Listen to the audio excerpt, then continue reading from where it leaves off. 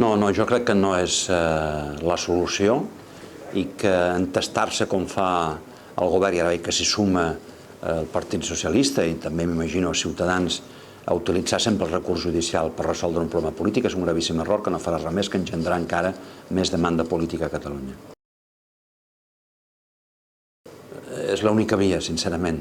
Sé que molta gent pensarà que és molt difícil, i ho és, quedi clar, no vull amagar-ho. Més difícil és negociar i dialogar per trencar Espanya i, per tant, per proclamar la independència. Però no hi ha altra via que dialogar, tornar a l'esperit de la convivència, a l'esperit del pacte, a l'esperit del consens i actualitzar un pacte polític que ha de ser sotmès a la consulta als ciutadans de Catalunya com varen fer el 78-79 que va donar peu a una Constitució. Estic convençut, però clar, la darrera paraula la tenen els ciutadans, però tinc el convenciment. És veritat que el 27 de setembre no ens va donar peu a tenir representació parlamentària al Parlament català. És veritat que va ser en un context de bipolarització, feia només 3 mesos que Unió estava a l'oferta política, al carrer, per entendre'ns, com a partit genuí. És veritat que van ser eleccions plebiscitàries i això tampoc ens va anar bé. És veritat que va haver un increment de participació i això és bo per la democràcia, però va ser dolent per Unió Democràtica. Però tot això està canviant i, a més, no seran eleccions plebiscitàries, no es presenta el president Mas, que molta gent el va votar no pas perquè fos independentista, sinó perquè creia que se li havia de donar suport. És veritat que la situació actual, el 20 de desembre, o bé arribem amb un govern del president Mas amb suport de la CUP, o bé sense govern. Tots els escenaris, sincerament, crec que faran repensar a molta gent i que permetrà que Unió tingui més suport parlamentari.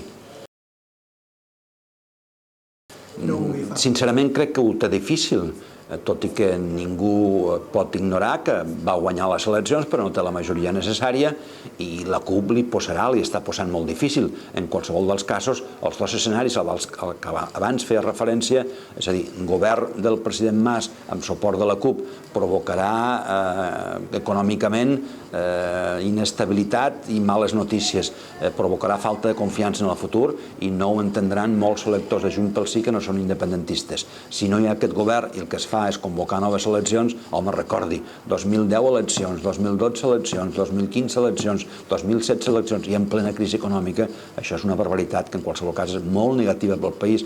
El país necessita estabilitat i que els governants garantim aquesta estabilitat i governem i no ens dediquem permanentment a estar en campanya electoral.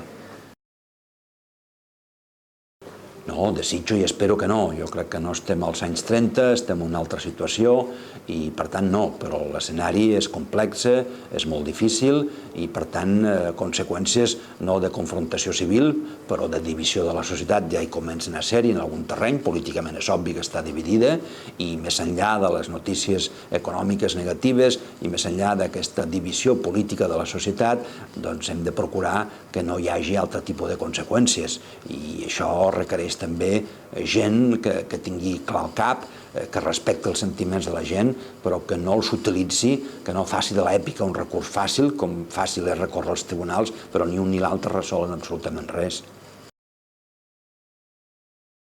Bueno, em diuen això a Catalunya i em diuen tot el contrari a Madrid. Home, jo em preocupa que em diguin el que em diuen a Catalunya, no?